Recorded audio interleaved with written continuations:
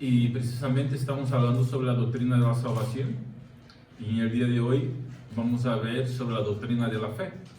La verdad, la segunda parte de este estudio. La semana pasada hemos empezado el estudio sobre el tema de la fe y nos hemos quedado por la mitad. Así que para recordar un poquito lo que hemos visto la semana pasada, os cuento. La semana pasada hemos visto unas cositas. Primero, ¿cuáles son los términos y expresiones figuradas utilizados para fe, tanto en el Antiguo como en el Nuevo Testamento? ¿Verdad? ¿Qué palabras se utilizaban para describir lo que era creer en algo o lo que era tener fe? ¿Y qué expresiones figuradas se utilizaban, ¿no? Como recibir a Cristo, como tener sed y hambre, etc. También hemos visto sobre el concepto o la idea de fe, tanto en el Antiguo como en el Nuevo Testamento. Hemos visto qué significaba la fe en el periodo patriarcal, es decir, en la época de Abraham, Isaac, Jacob, Noé, etc. Hemos visto lo que significaba la fe en el periodo de la ley, en la época de Moisés. Hemos visto sobre lo que es la fe en los evangelios, en el libro de los Hechos, en la epístola de Santiago, en las epístolas de Pablo, en la epístola a los Hebreos, las epístolas de Pedro y en los escritos de Juan. Es decir, hemos hecho un recorrido por toda la Biblia para entender lo que es la fe a lo largo de toda la historia bíblica y lo que la Biblia piensa o dice sobre lo que es la fe. Y luego después también hemos visto la doctrina de la fe en la misma historia de la iglesia, antes de la Reforma Protestante y después de la Reforma Protestante. Es decir, terminamos en los escritos de Juan y hemos visto cómo la iglesia interpretó lo que es la fe hasta el año 1500 después de Cristo, y luego después del año 1500 después de Cristo, porque la Reforma Protestante se dio precisamente en el año, empezó en el año 1517, ¿no? Y por último, hemos visto lo que es la fe, o hemos visto la fe basada en un texto de Marcos 5, 21 al 24, la fe como confiar en Cristo y en su palabra. Y luego en la fe como confiar en Jesús como nuestro Salvador y Señor. En general, nos quedamos con esta definición. La fe verdadera, que salva, por lo tanto, no es solo un conocimiento seguro por medio del cual sostengo como verdad todo lo que Dios nos ha revelado en su palabra, sino también una confianza inconmovible de que el Espíritu Santo obra en mi corazón mediante el Evangelio, para que no solo a otros, sino también a mí se me conceda por Dios gratuitamente, es decir, por la gracia, el perdón de los pecados, la justicia eterna, la salvación, la vida eterna por lo tanto, y nada más por causa de los méritos de Cristo, no por mis méritos, ¿no? Y también nos hemos quedado con esta otra parte de la definición que dice que las principales acciones de la fe salvadora tienen que ver directamente con Cristo. Significa aceptarle, recibirle y descansar solo en Él para la justificación, santificación y vida eterna. Un pequeño resumen, breve resumen de lo que hemos estado hablando la semana pasada. Hoy avanzaremos para terminar este tema de la fe. Y vamos a ver algunas ideas más. Es decir, lo que no es solamente la Biblia que habla de la fe. También hay distintas religiones que hablan de fe. En la misma sociedad, en la lengua en general, se habla de fe. ¿Qué quiere decir fe en general? La palabra fe no es de manera exclusiva un término religioso y teológico, lo que estaba diciendo. Se usa con frecuencia en un sentido general e incluso no religioso. Y aún así tiene más de una connotación. Vamos a pensar cuáles son estas connotaciones, ¿no? Por ejemplo, se habla de fe como siendo un poco más que una mera opinión. La palabra fe en ese sentido se usa algunas veces y de manera popular para denotar una persuasión de la verdad de carácter más fuerte que una mera opinión, pero más débil que el conocimiento. Tiene que ver con el asentimiento de la mente a proposiciones que tienen probabilidad de ser verdaderas, pero que con certeza no lo son. Bueno, en términos prácticos, cuando tú dices, lo creo, pero no estoy seguro de ello, ¿qué quieres decir con esto? Sobre cualquier circunstancia o dato de la vida. Pues lo creo, pero no estoy muy seguro. ¿Qué está diciendo? Pues mi mente y mi razón no está muy segura, pero vale, pues lo creo. Tengo fe en esta persona de que va a hacer esto. Sí, pienso que va a hacer esto. Voy al médico, pues no estoy muy seguro de que es bueno, pero lo creo. A ver. Voy a pasar por el quirófano.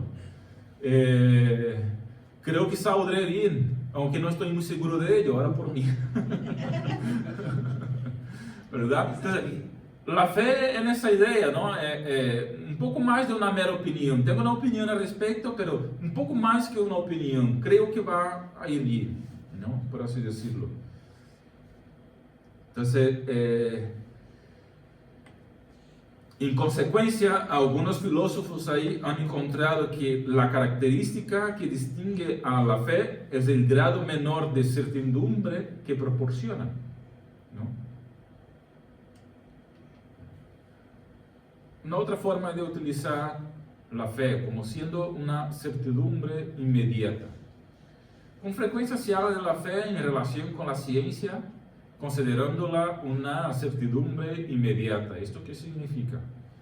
Hay una certidumbre que el hombre obtiene por medio de la percepción, la experiencia, la deducción lógica, pero hay también una certidumbre intuitiva. Cuando tú estás seguro de algo por la razón y está claro, pues vale, casi no es fe. Como decía Jesús a Tomás, ¿no? Si Tomás cree porque ve, ya no es fe, porque la fe cree en el invisible. Bien, entonces, en cada ciencia hay axiomas, que son axiomas, verdades absolutas, incontestables, que no pueden ser demostrados, y hay convicciones intuitivas respecto a estas verdades, o supuestas verdades, que no se adquieren mediante percepción o deducción lógica o la razón. Por ejemplo, la teoría de la evolución, para poner un ejemplo, ¿no? Como cualquier otra teoría científica, ¿qué es? Una teoría. Está basada en argumentos, se han hecho estudios al respecto, tal y cual, pero hay ciertas deducciones al respecto, pero al fin de cuentas sigue siendo una teoría porque no se ha comprobado 100%. Y por lo tanto se requiere un grado de fe. para creer en ella. Una teoría. ¿Por qué? Porque esta teoría tiene axiomas que para ellos son absolutos, es decir, verdades que para ellos no requieren comprobación científica, sino que se asume como verdad, y por lo tanto estos axiomas se debe creer en ellos, porque si no, no hay teoría. ¿Vale? Entonces, la fe aquí como siendo una certidumbre inmediata, es decir, uno por intuición lo cree, aunque no hay pruebas científicas al respecto. ¿Me explico? Entonces, ese es un tipo de fe que no es religiosa, es una fe, digamos, en algo que uno intuye, aunque no haya comprobación visible, científica, material. Por lo tanto, si no hay ese tipo de comprobación, se requiere un grado de fe. Lo tenemos, ¿no? Bueno, hay aquí una definición al respecto, que es un poco teórica, pero es lo que he dicho, ¿no? No hay una demostración lógica y experimental, por lo tanto, se requiere un grado de fe. Vale, pues una otra forma de pensar la fe La fe es considerada aquí como una convicción fundada sobre el testimonio y que incluye de alguna manera la confianza. Tú me cuentas algo que tú has visto, es tu testimonio. Yo no he estado ahí, entonces no puedo afirmar desde mi perspectiva, pero tú me dices que has estado ahí y me cuentas y yo lo creo. Entonces, esto se utiliza en un crimen, por ejemplo, en un juzgado, en un juicio, mejor dicho, ¿no? Se piden muchas pruebas físicas y materiales, pero el testimonio de quien ha estado presente cuenta mucho, por eso hay distintos testigos.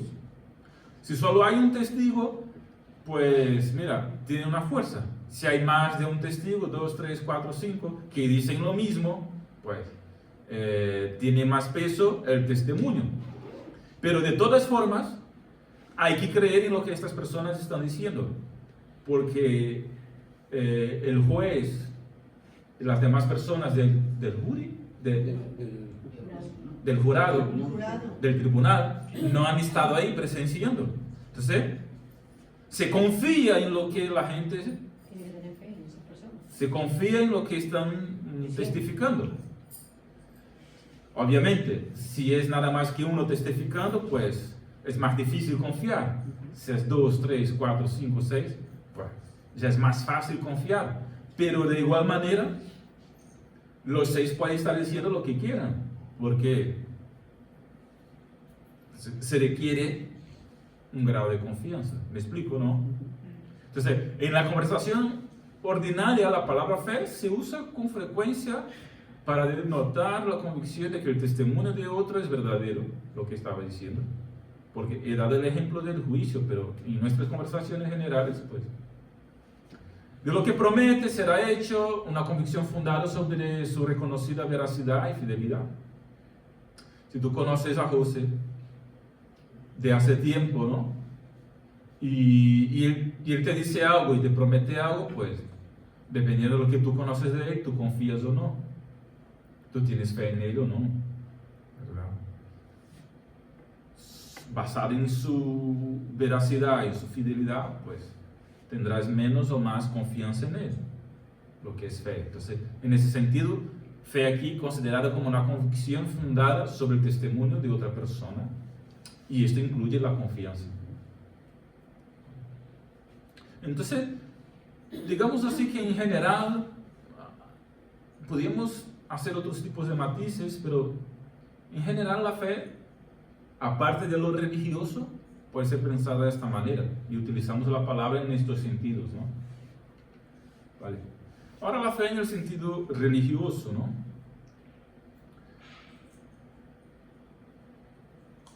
Y más en particular la fe salvadora, que es lo que estamos interesados, pero no solamente esta, ¿no? Estamos interesados más en la fe salvadora porque nuestro tema es la doctrina de la salvación. Pero la fe en el sentido religioso, vamos a ver que tiene otros matices. Es decir, al menos hay 4 clases de fe del tipo religiosa, por así decirlo, ¿no?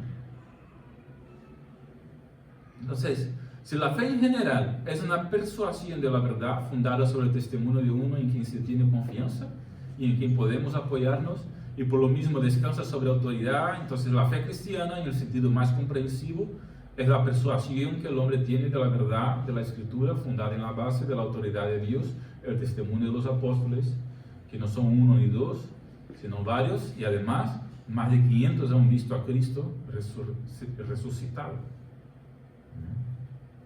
y etc. Entonces, la Biblia no siempre habla de la fe religiosa en el mismo sentido, y esto dio surgimiento a las distintas a distinciones teológicas al respecto, ¿no? Pero podemos pensar al menos en 4 clases de fe religiosa. Primero, la fe histórica. ¿Qué es esto? Una aprehensión nada más intelectual de la verdad, vacía de todo propósito moral o espiritual. El nombre no implica que abarque solamente hechos y eventos históricos, ni que está basado en el testimonio de la historia, sino la idea de la fe histórica aquí es más bien la idea de la fe religiosa. Expresa la idea de que esta fe acepta las verdades de la Escritura como debe uno aceptar una historia en la que personalmente no tiene uno interés. Esta fe puede ser resultado de la tradición, de la educación, de la opinión pública, de la comprensión de la grandeza moral de la Biblia, etc. Es la fe, sobre todo religiosa. A ver, tú sales por la calle y se encuentra con la gente y uno te va a decir, no, yo soy muy creyente. Cuando hablas de venir a la iglesia o cuando hablas de Jesús, uno puede decirte, no, yo es que creo, sí, yo soy muy creyente. ¿Qué está diciendo esa persona? Que tiene una fe religiosa, una fe histórica. Con base en la tradición que sus padres, que su familia ha vivido, que este país ha vivido, que esta sociedad ha vivido, él tiene una fe que es fruto de eso. Por eso sale durante las Semanas Santas, en los festivos religiosos, pues cuando hay una boda, hacen la primera comunión a su hijo, etcétera, etcétera. Todo esto son tradiciones. Luego tú preguntas a este tipo de gente, ¿quién es Cristo? Un 10% te va a contestar con alguna seguridad algo que sea verdadero. ¿Por qué? Porque esta gente no está leyendo la Biblia, esta gente realmente no frecuenta su religión con asiduidad. Entonces, más que todo, es algo tradicional. Es una fe histórica. Uno dice que tiene fe, ¿por qué? A lo largo de la historia, su familia, su sociedad, etc., siempre ha dicho lo mismo y él sigue diciendo lo mismo. ¿Me entendéis, no? Eso es muy común aquí, ¿verdad? Luego hay el tipo de fe temporal, que quizá que realmente no es fe. Vamos a llamarla fe temporal para entender, pero realmente no es fe, porque no es fe temporal, no hay fe temporal, ¿no? Al menos del tipo salvadora, quiero decir. Es una persuasión de las verdades de la religión que viene acompañada con algunos impulsos de la conciencia y un avivamiento de los efectos, pero que no está enraizada en el corazón regenerado. Para ponerlo de manera simple y práctica, es como la historia de la parábola que Jesús ha contado de las semillas que la ha tirado, ¿no? Que una cayó en buen suelo y fructificó, pero otras, una de ellas se cayó en un suelo con piedras, ¿no? ¿Y qué pasa la que cayó en un suelo con piedras? Bueno, nació, ¿verdad? Creció por un tiempo, pero luego las circunstancias lo ahogan y se marchitó. Entonces, tuvo una fe temporal, por así decirlo, ¿vale? Esta es la idea. Por eso el nombre se deriva de Mateo 13, de esta historia que os he contado de Jesús, ¿no? Se llama fe temporal, ¿por qué? Porque no es permanente. No puede sostenerse en los días de las pruebas. Es como dijo también Jesús. Estaban con nosotros, pero no era uno de nosotros. Es una fe temporal. Tiene, incluso en el pasaje que en la parábola de Jesús, se pone muy animado al principio. Y uno lo ve y dice, wow, este ataque sale fuego. Pero luego, las aflicciones de la vida. Y podríamos decir lo mismo de la semilla que cayó al lado del camino, que también se animó mucho al principio y parecía que tenía fe, pero luego vino las aves y se las comieron. Y nada, es fe temporal. Esto también hay mucho, ¿verdad?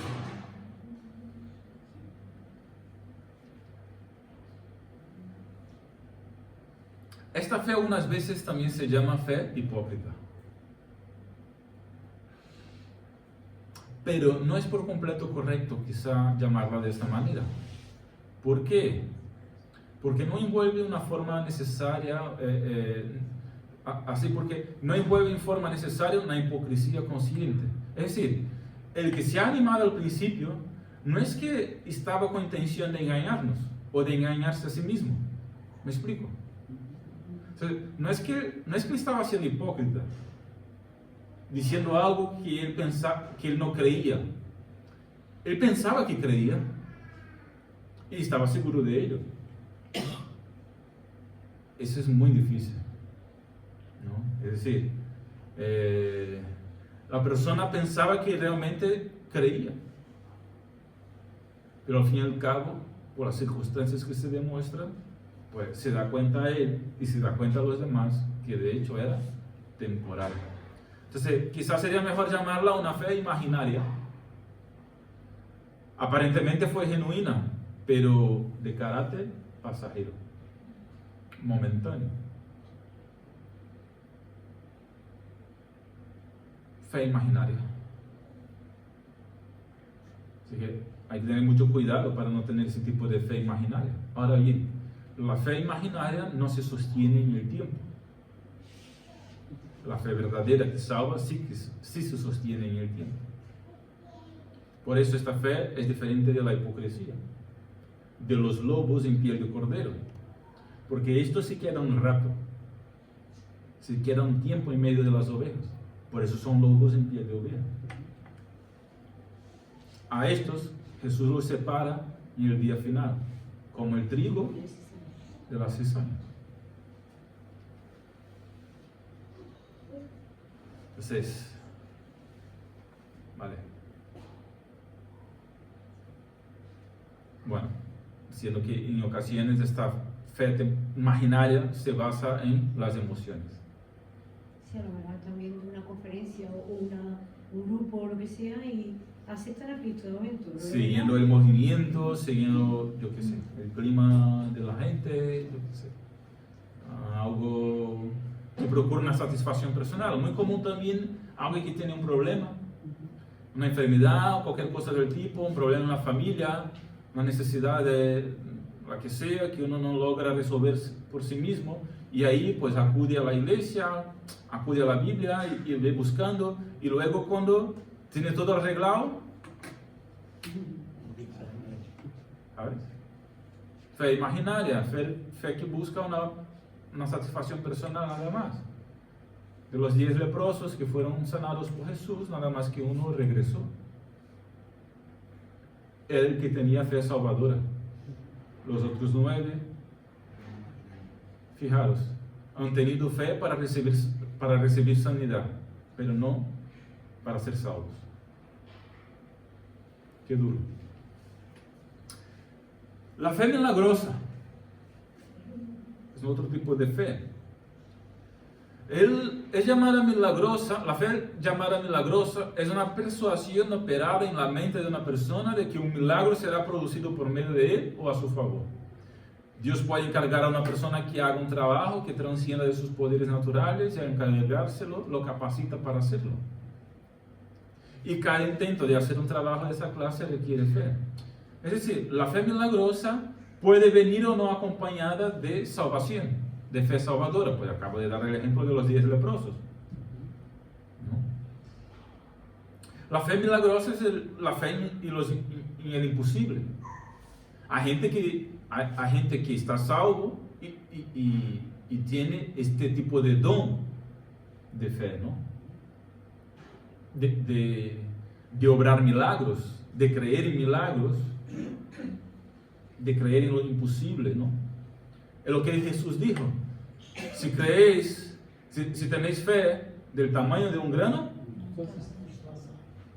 vas a decir a este monte de aquí para allá y él va de aquí para allá.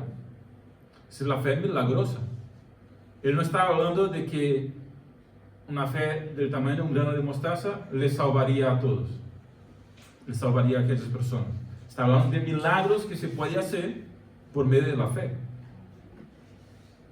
¿Me entendéis, no? Sí, porque en aquel día habrá quien dice: hemos hecho un milagro en su nombre y ya no conozco. Hay gente que están haciendo milagros por ahí, pero realmente no conocen a Cristo. Vale. Entonces, Esto es muy claro en casos en los que el hombre aparece nada más como el instrumento de Dios o como uno que anuncia que Dios hará un milagro, porque un hombre de tal clase debe tener plena confianza de que Dios no lo colocará en el ridículo. Ahora, y último análisis, Dios es el único que obra milagros, aunque los haga por medio de instrumentos humanos. Esta es la fe en los milagros en un sentido activo. Vale, y aquí hay algunos ejemplos en las escrituras, ¿no?, de ese tipo de fe, que como he dicho puede venir o no acompañado de fe salvadora. Ahora, la fe milagrosa también puede ser conocida como fe en el imposible o en lo sobrenatural, y también se la relaciona con el don de la fe mencionado en 1 Corintios. Porque 1 Corintios menciona, unos tienen don de fe, otros don de profecía, otros don de aquello. Esta fe milagrosa, esta fe en lo imposible, en los milagros, pues también se la relaciona con el don de la fe mencionado en 1 Corintios. ¿Estamos? Vale. Ahora sí, la fe salvadora, que es la que nos interesa a día de hoy, aunque las otras son importantes también para entender, ¿no? Especialmente la fe milagrosa y la fe salvadora, y las otras dos para no ser engañados por ella. La verdadera fe que salva es una que tiene su asiento en el corazón como dádiva divina, Efesios 2:8. Por la gracia sois salvos, mediante la fe, y esto no viene de vosotros, sino es un don de Dios, precisamente. Entonces, esta fe no es ante todo una actividad del hombre, sino una potencia latente producida por Dios en el corazón del pecador, porque es una dádiva de Dios. La idea es que solo después de que Dios ha implantado la semilla de la fe en el corazón, puede el hombre ejercitar la fe. Porque si es dádiva de Dios, Dios tiene que dar primero. Y luego, el hombre tiene esta fe y la ejercita a lo largo de su vida cristiana, ¿no? Entonces, el ejercicio consciente de la fe gradualmente forma un hábito, y esto adquiere un significado fundamental y determinante para el ejercicio futuro de la fe. Como dice Pablo, ¿no? Trabajar en vuestra salvación, ¿no?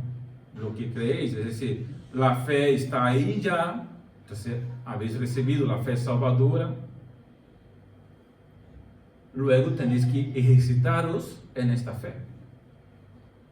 Por lo tanto, es una actividad nuestra ejercitarnos en esta fe que el Señor nos ha regalado. Y esta fe es la que salva, la fe en Cristo. Como ya veremos, el objeto de la fe es muy importante, ¿no? Entonces, cuando la Biblia habla de fe, se refiere por lo general a la fe como actividad del hombre, aunque nazca de la obra del Espíritu Santo.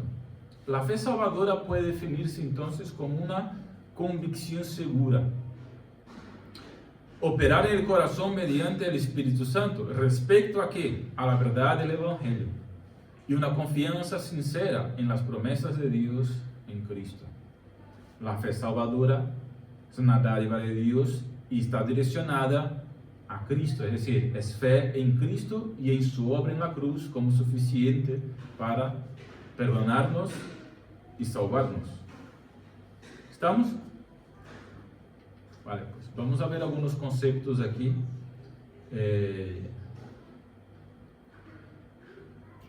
Relacionarnos con la religión dominante en nuestro contexto. Vamos a ver el concepto católico romano de la fe. La Iglesia de Roma oblitera la diferencia entre la fe histórica y la fe salvadora, enseñando que la fe consiste en un mero asentimiento a las doctrinas de la Iglesia. ¿Esto qué es?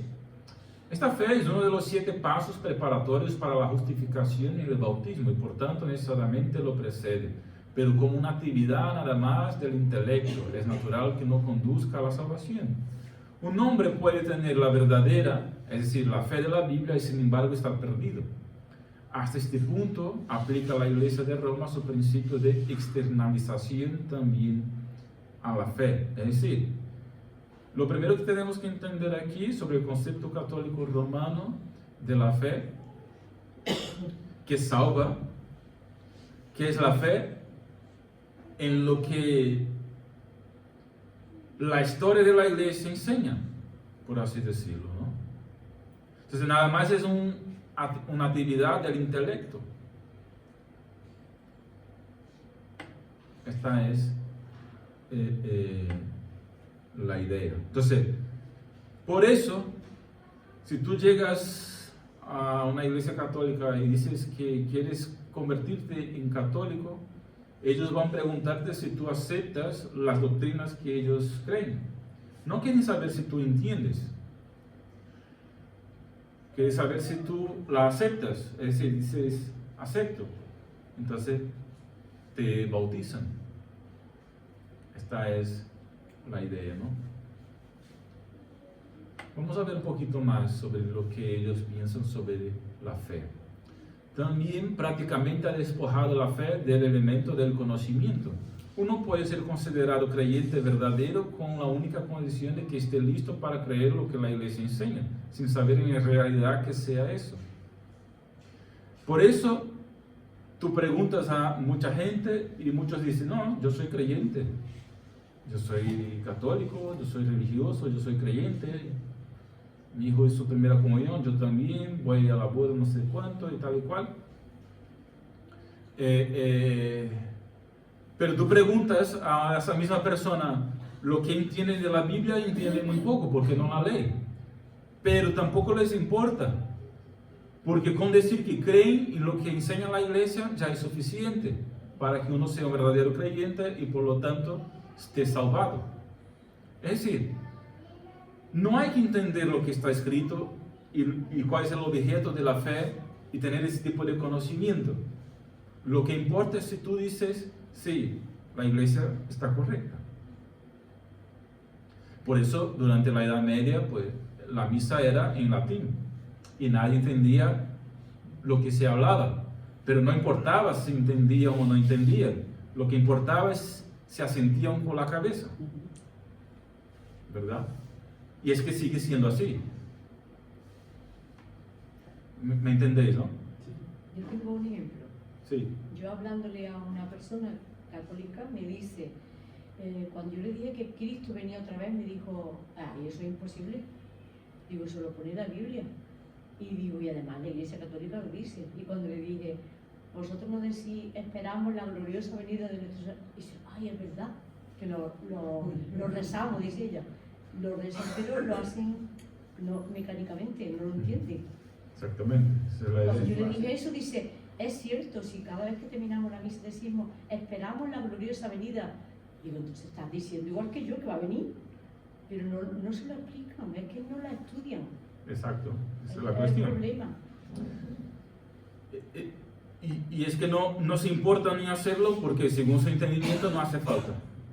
Como estoy diciendo, si ya está la gente salvada con simplemente asentir con la cabeza. Este es el punto. A esa fe se le llama fides implícita, a diferencia de la fides explícita, incluye el conocimiento. Es decir, fe implícita, fe que no requiere conocimiento, que es diferente de la fe explícita, que sí conoce. Y con eso no quiere decir que todos los católicos no conocen sus doctrinas, que hay muchos que conocen, ¿vale? Lo que estoy diciendo es que esto no es un requerimiento para que uno esté salvo dentro de la doctrina que ellos enseñan. Y lo digo así, no en ánimo de criticar, sino para comparar una cosa con la otra y saber a dónde estamos yendo. Al enseñar que es suficiente con creer lo que enseña la Iglesia Católica Romana aplica el principio del clericalismo, que importa que el clero lo sepa y ya está. Una tercera cosita que es importante señalar también, otro principio que caracteriza la doctrina católica romana de la fe, es la diferencia entre una fides informe, es decir, una fe se informa, y una fe conforma. La primera es el mero asentimiento a la doctrina de la Iglesia. La fe se informa. Simplemente uno asiente, como que está de acuerdo con lo que la Iglesia dice. En tanto que la otra es la fe que incluye al amor como principio formativo y se perfecciona con el amor, es decir, que se demuestra en la práctica de las buenas obras. Este segundo aspecto externo de caridad sería la fe que justifica en realidad también para ellos. Por eso también hay una necesidad muy grande de hacer buenas obras y de ser buena persona. Para un católico romano es muy importante hacer buenas obras, ser buena persona, tener buenas actitudes, porque son esas buenas obras que van a llevar uno a la salvación. Y si uno no anda bien, puede perderlo. Esa es la idea aquí del concepto católico romano de fe. Y por eso también, si preguntas a un católico si él tiene seguridad de su salvación, va a decir que es muy difícil tenerla. ¿Por qué? Porque su salvación está basada en las buenas obras que puede hacer. Y obviamente en la conciencia de uno, en lo más interior en lo más interior de uno por más que diga que es buena persona, sabe que es malo. Entonces no puede tener seguridad de la salvación. Entonces normalmente le contestan, bueno, no lo sé, solo el Señor sabe, ¿verdad? ¿Quién te has preguntado a un católico si él tiene seguridad de la vida eterna? La mayoría va a decir que no, absolutamente, y que nadie puede tenerla, y que solo Dios lo sabe. Bueno, en esto está correcto, solo Dios lo sabe. Pero la Biblia dice que el Espíritu Santo testifica en nuestro espíritu que somos salvos, es decir, que tenemos vida eterna. Entonces uno puede tener seguridad, sí. Pero los católicos en general no tienen, porque se enseña precisamente esto, que para ganar la salvación hay que ser bueno también.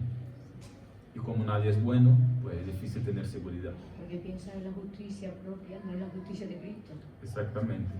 Sí. Los musulmanes también se les pregunta, También. nunca saben si han sido suficientemente buenos, y entonces no lo saben, lo sabré cuando llegue ahí, a ver si he hecho suficientes buenas obras. Es la misma idea es la misma idea religiosa, ¿no? El cumplir bien con las reglas, con las normas, y ser bueno según lo que ponen las normas, para entonces ganar la salvación. Entonces, claro, uno nunca sabe si la ganó o no, porque a fin de cuentas sabe que quizá no esté haciendo todas las cosas tan bien como debería. No, bueno, lo iba a decir al final ahí, ¿no? Vale. Así, ¿cuáles son los elementos de la fe? Al hablar ahí de los diferentes elementos de la fe, no debemos perder de vista el hecho de que la fe es una actividad del hombre, considerando a este como un todo. La fe no es una actividad solamente de una parte del hombre. Cuando hablamos del arrepentimiento, hemos dicho que el arrepentimiento involucra a toda la persona, su mente, su corazón, su actitud, su comportamiento. La fe es lo mismo. La fe nos toma por completo. Si creemos en algo, pues esto va a afectar toda nuestra vida. Esta es la idea, ¿no? Entonces, la fe de uno lo influencia por completo. Y la persona que tiene fe no jamás hará algo como digo, sin la influencia de su fe. No hay como estar neutral, ¿sabes? Tu fe te influenciará en tu práctica de vida, obviamente, y por esto por los frutos se nos conocerán. Entonces, obviamente uno puede estar en la sociedad y el plan secular, en las distintas, por ejemplo, si uno es profesor, si uno es maestro, pues dará su clase, dará su tema, lo que les proponen a ellos. Pero claro, lo dará, no puede renunciar a su fe al hacerlo. Entonces, no puede enseñar algo que está en contra de su fe, o cambiará su fe, o enseñará otra cosa. Es lo que quiero decir, ¿no? Porque lo toma por completo. Vale, pues los elementos de la fe. Primero, hay un elemento intelectual, de conocimiento, de razón, de mente, ¿no? En ese sentido, vamos a considerar los siguientes puntos, ¿no? El carácter de ese conocimiento. El conocimiento de la fe consiste en un reconocimiento positivo de la verdad, en la cual el hombre acepta como tal todo lo que Dios dice en su palabra, especialmente lo que dice respecto a la profunda depravación del hombre acerca de la redención en Cristo Jesús. Sí. Lo primero es el carácter de ese conocimiento y cómo, en ese sentido tenemos que entender que la fe tiene que conocer la verdad sobre Cristo y la verdad sobre la palabra de Cristo. Si la fe no conoce a Cristo y la palabra de Cristo, no es fe salvadora, porque la fe que salva no es la fe y no da nada. Entonces, la fe tiene un objeto que incluye conocimiento de las Escrituras, especialmente de Cristo. Por eso predicamos a Cristo y tenemos que hacerle entender a la gente sobre quién es Jesús, porque sin este conocimiento no hay salvación, no hay fe que salva. El segundo elemento ahí en este apartado del intelecto, ¿no? De la razón, es la certidumbre de este conocimiento. El conocimiento de la fe no debe considerarse como menos seguro que otro conocimiento. En Hebreos 11 habla de la fe como la certeza de lo que se espera, la convicción de lo que no se ve. Hace que las cosas futuras invisibles sean en forma subjetiva, reales y ciertas para el creyente. O sea, el conocimiento de la fe nos llega por la mediación y se nos imparte por el testimonio de Dios en su palabra y lo aceptamos como seguro y fidedigno sobre la base de la veracidad de Dios. Entonces, la fe salvadora es la fe en alguien y en su palabra, la fe en Jesús y su palabra. Y hay que conocerle. Y la fe que salva tiene certidumbre en este conocimiento. Y esta certidumbre no es menor que otras certidumbres. No es porque 1 más 1 es 2, que esto es más seguro, que no es porque 1 más 1 es 2, que esta ecuación es más segura que la verdad sobre Jesús. ¿Me explico? Lo que dice sobre Jesús en la palabra, para el que tiene la fe salvadora, es tan verdad como el hecho de que 1 más 1 es 2. Uno no es más verdad que otro. Uno no es más seguro que otro. Los dos son certezas absolutas. La certeza de lo que se espera, esa es la idea de certeza. Convicción de lo que no se ve, esa es la idea de convicción. Es seguro. Y otra cosita sobre esta cuestión de la razón es la medida de este conocimiento. Es imposible determinar con precisión la cantidad de conocimiento que en forma absoluta se requiere en la fe salvadora. Es decir, hemos dicho que hace falta que uno conozca sobre Jesús y su palabra, pero ¿cuánto de Jesús y cuánto de su palabra es necesario que uno conozca para que realmente sea salvado? Pues no podemos decir cuánto se requiere de conocimiento sobre Jesús y su palabra para que uno sea salvado. Pero sí podríamos decir que se requiere un conocimiento básico, mínimo, ¿verdad?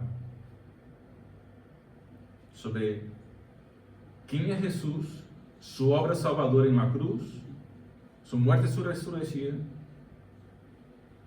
su entrega por nosotros, la necesidad que tenemos de arrepentimiento y fe en Él, en esta obra, la cuestión de la gracia que nos salva y que nos justifica. Es decir, unos conocimientos muy básicos. No es que uno tenga que saber la Biblia toda y de memoria, como el caso de los musulmanes, por ejemplo, que tienen que decorar todo el Corán. Pero un conocimiento básico sobre lo que es Jesús, o quién fue, quién es, lo que él hizo, su obra en la cruz, su muerte, su resurrección, pues claro, sí que hace falta. Ahora, claro, mientras más conocimiento verdadero tenga uno acerca de las verdades de la redención, más rica y completa será su fe. A ver, Añadiendo a la fe virtud, a la fe conocimiento, Claro. dominio propio. la madurez en la fe que tenía yo a mis 12 años de edad es muy diferente de la que tengo hoy. Y si no fuera así, malo, ¿no? ¿Qué estamos haciendo? O sea, uno tiene que ir creciendo en fe y creciendo en madurez en la fe, en el conocimiento de la fe, ¿verdad? Entonces, la fe va mejorando, la fe se aumenta. Claro que sí. Hasta aquí bien, ¿no?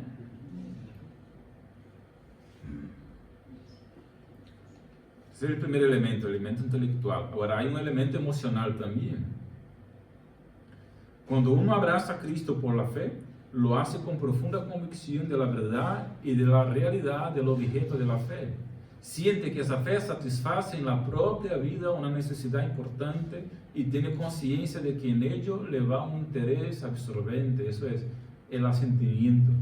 Uno se satisface, siente que se ha suplido algo, como Jesús dijo, ¿no? El que tenga sed, venga a mí y beba, porque le hace falta algo a uno y cuando uno cree, pues esto le llena. Resulta verdaderamente difícil trazar la diferencia entre este sentimiento y aquel conocimiento de la fe que ya hemos descrito, debido a que, como ya hemos visto, el característico distintivo del conocimiento de la fe salvadora es que lleva consigo una convicción de la verdad y la realidad de su objeto. En la fe verdadera no puede haber conocimiento que no incluya una convicción sincera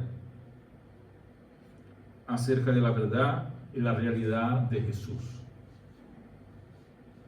y a la vez que un interés en Él. Es decir, si uno cree en Jesús, tiene la fe salvadora, ha recibido el perdón, querrá seguir conociéndole. Su corazón viene con Él. ¿Me explico? Vale. Y un tercer elemento, el elemento volitivo, o el elemento del comportamiento, que tiene que ver con confianza. Es el elemento culminante de la fe. ¿Por qué? La fe no es solo un asunto del intelecto, ni una combinación del intelecto con las emociones, es también un asunto de la voluntad, que nos lleva a hacer cosas, ¿no? Determina la dirección del alma, un acto del alma que sale en dirección de su objeto y se lo apropia. Sin esta actividad, el objeto de la fe, que el pecador reconoce como verdadero, real y aplicable a sus necesidades presentes, permanece fuera de él. En la fe salvadora, es asunto de vida o muerte apropiarse tal objeto, es decir, apropiarse de Jesús y de lo que Él ha hecho por nosotros en la cruz, su muerte y su resurrección. Entonces, ese tercer elemento consiste en una confianza personal en Cristo como Salvador y Señor. Incluye ahí el sometimiento de nuestra voluntad a Cristo.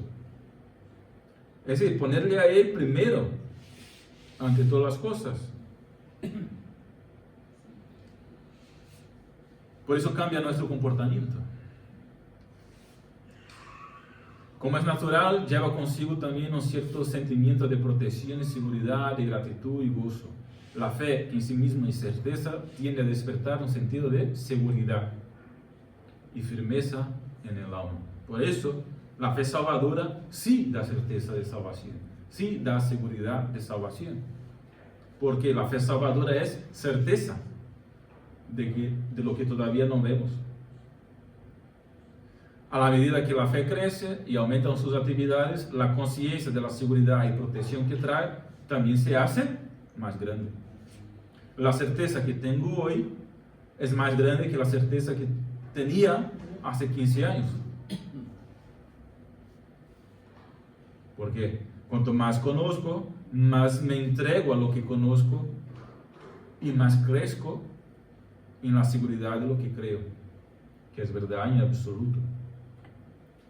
¿Me acompañáis, no? Vale, pues un tema muy importante es cuál es el objeto de nuestra fe.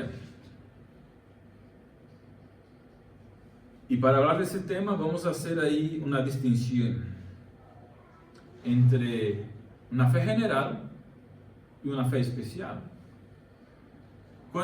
Con fe general queremos decir una fe salvadora en el sentido más general de la palabra. Su objeto es toda la revelación divina tal como se contiene en la Biblia. Todo lo que se enseña en las Escrituras de manera explícita o que puede deducirse de ella mediante buenas y necesarias inferencias pertenece ahí al objeto de la fe en sentido general, es decir, de las Escrituras. Ahora hay un sentido más especial o reducido. En tanto que la fe verdadera que descansa en la Biblia como la palabra de Dios es necesaria en absoluto, esa no es todavía el acto específico de fe que justifica y que por tanto salva de forma directa. La fe general debe conducir a la fe especial, que es en quién? En Cristo.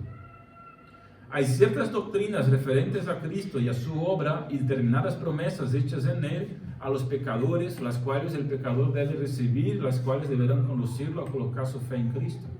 Con eso estamos diciendo que a lo mejor una persona dice, no, yo creo en la Biblia como palabra de Dios. Pues vale, qué bien. No, yo creo que la Biblia es la palabra de Dios y tiene enseñanza para mí, que es buena, tal y cual. Esta fe no salva en sí. Esa fe debe llevar a Cristo.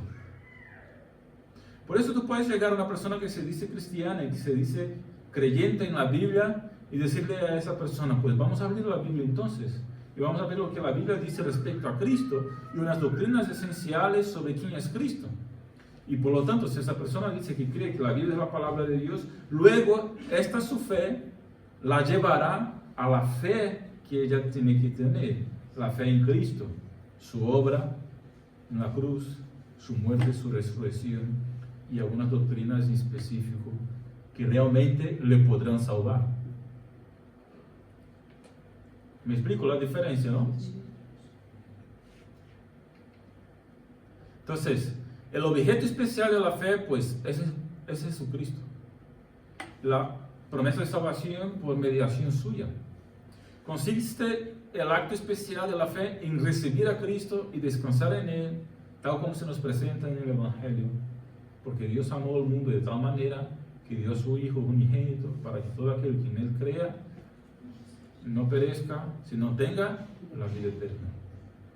El que tiene a Cristo tiene vida eterna. El que no tiene, ya está condenado. Esta es la revelación especial. Y esta es la fe especial que uno tiene que tener. Vale, ¿cuál es la base de la fe? Ya vamos caminando hacia el final. ¿Cuál es la base de la fe? La base última sobre la cual descansa la fe se apoya en la veracidad y fidelidad de Dios en relación con las promesas del Evangelio. Pero debido a que no tenemos conocimiento de esto sin la palabra de Dios, pues a esta se le puede llamar, y con frecuencia se le llama, la base última de la fe. Por eso decimos que la Biblia es nuestra única regla de fe y práctica, porque la base de nuestra fe se encuentra aquí. La base está en Dios y esta es la palabra de Dios. El medio por el cual reconocemos la revelación incorporada en la Escritura como la fe, como la verdadera palabra de Dios, es mi último análisis, el testimonio del Espíritu Santo. Los católicos romanos, por ejemplo, para hacer una diferencia, encuentran la última base de la fe en la tradición de la Iglesia. Los racionalistas reconocen como tal solo la razón. Este autor alemán, Schleiermacher, la busca en la experiencia cristiana. Nosotros creemos que esta es la única base de la fe. Entonces, unos me preguntan, vale, pues ¿cuál es la diferencia entre la Iglesia Católica y la vuestra? Yo os digo, pues hay muchas. Pero las muchas diferencias derivan de una diferencia básica. ¿Cuál es nuestra base de fe? Nuestra base de fe es la Biblia nada más.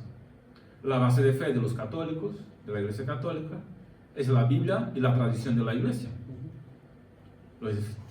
Las distintas decisiones que se han tomado en los distintos concilios a lo largo de la historia y lo que han dicho los papas a lo largo de la historia. etc. Entonces, claro, de ahí vienen todas las diferencias. Porque a lo largo de la historia se han dicho otras cosas, se han firmado, se han decidido otras cosas y doctrinas que no exactamente están en la Biblia, pero la base de la fe de la Iglesia Católica es la Biblia y el Papa y la tradición de la Iglesia. Entonces, para nosotros es solo la Biblia, entonces siempre nos remitimos a la Biblia. Y si yo en algún momento, cualquier líder en algún momento dice algo que no está de acuerdo con la Biblia, pues lo echamos fuera. Primero intentamos recapacitar a la persona, ¿no? Los racionalistas, que es un grupo de filósofos, dicen que la base última de la fe está en la razón. Entonces, si algo no puede ser comprensible a la mente, no se puede creer en ello. Son materialistas. Este otro autor dice que la base última de la fe no es la palabra, no es la tradición de la iglesia, sino la experiencia cristiana, las emociones. Que la base de muchos creyentes está en sus experiencias. Y no exactamente lo que dice la palabra. Las experiencias tienen que ser dictadas por la palabra. Si una experiencia no está de acuerdo con la palabra, pues no debemos basarnos en ella para lo que creemos, porque es una base falsa. Hay muchos creyentes que basan su fe en sus experiencias cristianas. Y no tiene que ser así, y no puede ser así. No se debe basar nuestra fe, no debemos basar nuestra fe en nuestra razón, en nuestras emociones y ni en las tradiciones. Debemos basar nuestra fe aquí. Y luego, obviamente, eso tomará nuestra mente, tomará nuestras emociones y tomará lo que hacemos. Pero la base última es esta. Fe y seguridad. Ya he dicho algo sobre esto, ¿no? Surge una pregunta muy importante, es decir, si la seguridad corresponde a la esencia de la fe o es algo adicional que no es parte de la fe. Seguridad de la fe, ¿podemos tenerla, sí o no? Vamos a hacer una pequeña distinción. La seguridad objetiva de la fe, que es la cierta indubitable convicción de que Cristo es todo lo que declara ser y que hará todo lo que promete. Se conviene en lo general que esta seguridad es de la esencia de la fe. La seguridad subjetiva, o la seguridad de la gracia y de la salvación, que consiste en un sentido de seguridad y protección que se levanta en muchos casos a la altura de una convicción firme de que cada creyente como individuo puede ya tener sus pecados por perdonados y salvada su alma. Es decir, nosotros creemos que podemos tener seguridad de salvación, de vida eterna y de perdón de pecados. Tanto de manera objetiva, directa, como de manera subjetiva. Para hacer una comparación también, ¿no? La Iglesia Católica Romana niega no solo que la seguridad personal pertenezca a la esencia de la fe, sino aunque sea fruto de la fe. Enseña que los creyentes no pueden estar seguros de su salvación, excepto en aquellos raros casos en los que la seguridad se da por medio de una especial revelación. Esto es el resultado natural del sistema confesional de Roma, lo que ya estaba diciendo antes, ¿no? De manera contraria, los reformados, o la iglesia reformada, protestante, evangélica, nosotros acentuamos la seguridad unilateral como elemento más importante de la fe. Podemos tener seguridad. Se enseña que el salvo tiene una firme confianza de que todos sus pecados están perdonados por causa de Cristo y él está salvo, a salvo en Cristo.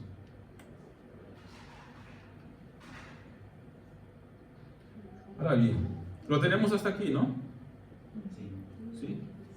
¿Qué es un cristiano, por lo tanto? Un cristiano es alguien que se arrepiente y cree en Cristo. ¿Qué es lo que cree un cristiano? Lo he dicho, lo cree. Un cristiano, pues cree en Cristo. Pero no solo el tipo de creencia, sí, yo creo que es verdad, yo creo que sí ha existido, no. Cree en Cristo en el sentido bíblico. Sabe lo que está escrito respecto de Cristo, sabe cuál fue la obra de Cristo en la cruz, ¿verdad? Así que vamos a terminar con dos pasajes bíblicos. Primero Juan 5:24. ¿Quién puede leer?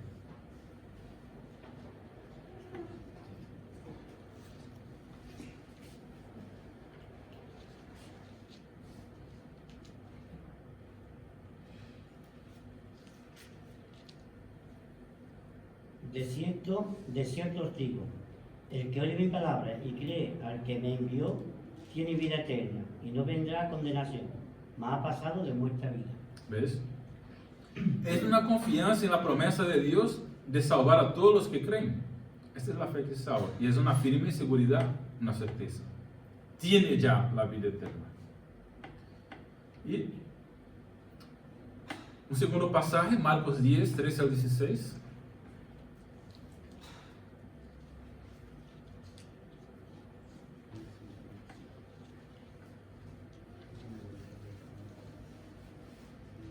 Y le presentaban niños para que los tocase, y los discípulos reprendían a los que los presentaban.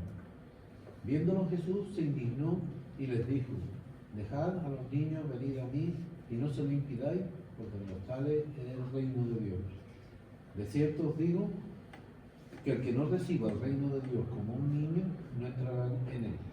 Y tomándolos en los brazos, poniendo las manos sobre ellos, los bendecía. Entonces la fe aquí, para ponerlo de manera práctica basada en un texto, ¿no? Es una confianza inquebrantable como la de un niño y un compromiso personal. Termino con la historia. ¿Qué es esta fe inquebrantable? ¿Qué es este compromiso personal? Había un hombre llamado Blondin que era como estos que ultrapasan sobre una cuerda de un lado al otro. ¿Cómo se llama estos? La velita. ¿Ah? Trapecista. Otra velita. No. Fue la bolita. No. Sí, es que pasa por el Sí, cable. tiene otro nombre. Por el cable. Sí. El hombre ha puesto en dos rocas muy altas en Estados Unidos, de un lado al otro, a estirar una cuerda muy grande. Y pasaba caminando por encima de esta cuerda. ¿Vale? Equilibrista puede ser. Un equilibrista. El hombre era un equilibrista. Y dice que en las cataratas del Niágara puso una cuerda de un lado al otro, por ahí metros, ¿no? Y altísimo. Las cataratas del Niágara en Estados Unidos muy alto, aquello, y bajo agua, y si se cae muere. Y pues había muchos reporteros, etcétera, allí, ¿no? Y el hombre pasó de un lado al otro, caminando por encima de la cuerda, sin ningún arnés, sin ninguna protección de seguridad. Cuando llegó al otro lado, el hombre preguntó: ¿quién de vosotros creéis que yo puedo volver con una carretilla y un niño encima de la carretilla? Y todos dijeron: sí, yo creo, claro que sí. Y luego el hombre preguntó: ¿quién puede dejarme su hijo para poner en la carretilla? Ya nadie Confiaba tanto. confiaba tanto. ¿Entendéis cuál es la diferencia aquí? De confianza inquebrantable como la de un niño. La gente en aquel momento decía: sí, yo creo, sí, tú puedes hacerlo, pero yo no me comprometo. ¿Entiendes la diferencia? La fe que salva es: sí, yo creo, y también me comprometo. Pero si él pasaba por él, es porque él tenía fe. Pero Sí. yo, A ver, es una ilustración. Claro, pero la gente ya no. Es una ilustración. Entonces, él creía y él sabía que podía hacerlo. Claro, pero estoy utilizando aquí nada más que como una ilustración. pero por lo menos nosotros no teníamos fe.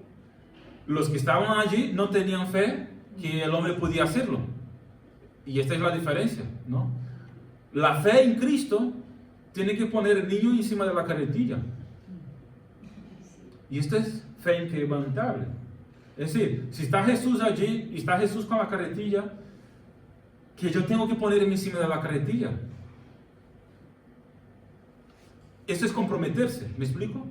Entonces, para mejorar, para seguir en la ilustración, ¿no? Si fuera Jesús allí y Jesús preguntara, sí, ¿quién puede darme su hijo o quién puede ponerse encima de la carretilla para que yo pase por la cuerda una vez más? La fe que salva es sí, yo me presento para subir a la carretilla. ¿Por qué? Porque decir que sí, crees, sí que puedes, es una cosa. Luego decir que sí creo y ponerse encima de la carretilla es si me comprometo, si me entrego, si voy a seguirte, si voy a descansar en tus brazos. ¿Me explico? Entonces, ese es el tipo de fe que salva. Esa es la fe que salva, que estamos diciendo aquí. Una fe sin duda. Una fe sin dudas, ¿sí? Una fe inquebrantable como la de un niño. Y esto involucra compromiso personal. Me comprometo con lo que estoy diciendo. Un niño lo pones tú en alto y si el padre va y le dice, tírate, el Se niño tira. se va a tirar porque sabe que su padre va a comer. A lo mejor voy yo y le digo, tírate, no confía mucho en mí. Pero la fe de como un niño tiene que ser así. Tiene que ser sin duda. Esa es la idea. Vale, pues terminamos por aquí. ¿Qué os parece? ¿Alguna pregunta?